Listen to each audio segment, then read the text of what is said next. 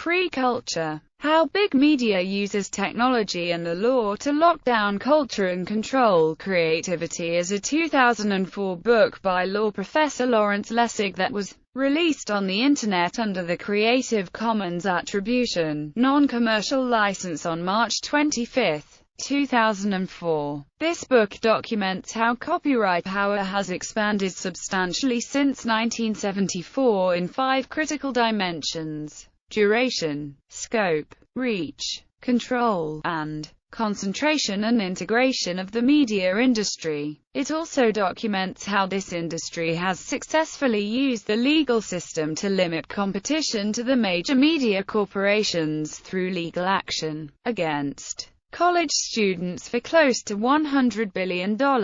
Because their improvements of search engines made it easier for people in a university intranet to find copyrighted music placed by others in their public folder. Lawyers who advised mp3.com that they had reasonable grounds to believe streaming an MP3 uploaded by a customer only to computers that the customer has logged in on for the service is legal, and venture capitalists who funded Napster. The result is a legal and economic environment that stifles the progress of science and useful arts. Exactly the opposite of the purpose cited in the U.S. Constitution. It may not be possible today to produce another Mickey Mouse, because many of its early cartoon themes might be considered derivative works of some existing copyrighted material. Summary. This book is an outgrowth of the U.S. Supreme Court decision in Eldred v. Ashcroft, which Lessig lost. Article 1, Section 8, Clause 8 of the U.S. Constitution says, "The Congress shall have power to promote the progress of science and useful arts,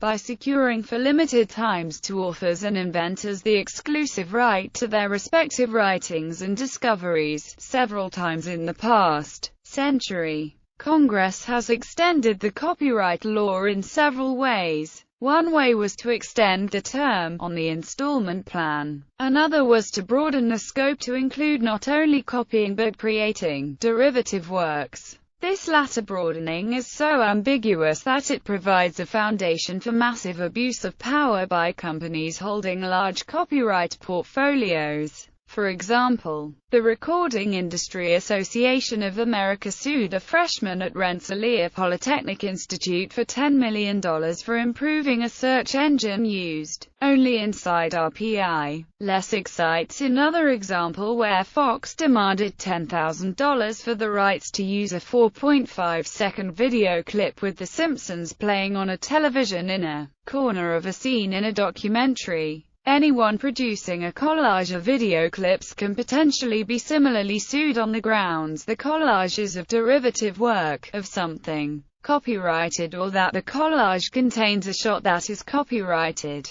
Lessig argues that this substantially limits the growth of creative arts and culture. In violation of the U.S. Constitution, the Supreme Court ruled that Congress has the constitutional authority to properly balance competing interests. On cases like this, in the preface of Free Culture, Lessig compares this book with a previous book of his, Code and Other Laws of Cyberspace, which propounded that software has the effective law. Free Culture's message is different, Lessig writes, because it is about the consequence of the Internet to a part of art tradition that is much more fundamental, and, as hard as this is for a geek wannabe to admit, much more important. Professor Lessig analyzes the tension that exists between the concepts of piracy and property in the intellectual property realm in the context of what he calls the present, depressingly compromised process of making law that has been captured in most nations by multinational corporations that are interested in the accumulation of capital and not the free exchange of ideas. The book also chronicles his prosecution of Eldred and his attempt to develop the Eldred Act, also known as the Public Domain Enhancement Act or the Copyright Deregulation Act. Lessig concludes his book by suggesting that his society evolved into an information society. There is a choice to be made to decide if that society is